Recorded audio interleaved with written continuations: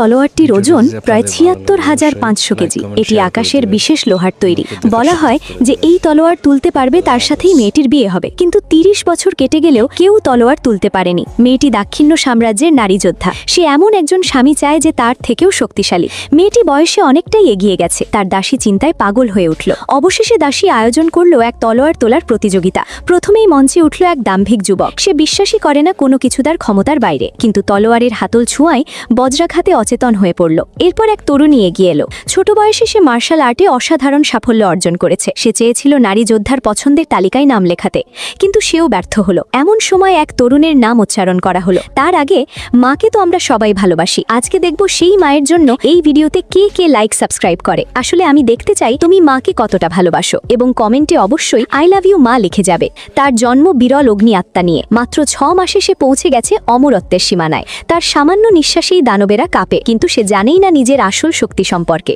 কারণ তার বাবা তাকে সবসময় বলতো এটা শুধু শরীর চর্চা। ডাকা হলেও রাহুল সামনে যেতে চাইল না। এদিকে সেই দাম্ভিক যুবক ঠাট্টা করল। রাহুল না গেলে সেই আবার চেষ্টা করল। প্রাণপণে চেষ্টা করে মাত্র ১ ইঞ্চি তুলতে পারল। তবুও সেই গর্বে লাফ দিল। লোকেরা হাসতে লাগলো। এত বড় মানুষ অথচ তুলতে পারলে মাত্র ১ ইঞ্চি। এরপর মঞ্চে উঠলেন এক বৃদ্ধ গৌতম গুরু। তিনি সারা জীবন সাধনায় আজ মহাগুরু পর্যায়ে পৌঁছেছেন। বৃদ্ধ বললেন, আমি যদি এই তলোয়ার তুলতে পারি তবে নারী যোদ্ধা আমার হবে। লোকেরা অবাক হলেও শর্ত মেনে নিল। গৌতম গুরুর সর্বশক্তি প্রয়োগ করলেন। মাটি কাঁপল, তলোয়ার নড়ল, কিন্তু অতিরিক্ত চাপে তার শরীর ভেঙে পড়ল। শেষ নিঃশ্বাসে তিনি হেরে গেলেন। হঠাৎ এই দৃশ্য দেখে রাহুল এগিয়ে গেল। শেষ নিঃশ্বাসে গৌতম গুরু আবারও তলোয়ারের দিকে হাত বাড়ালো।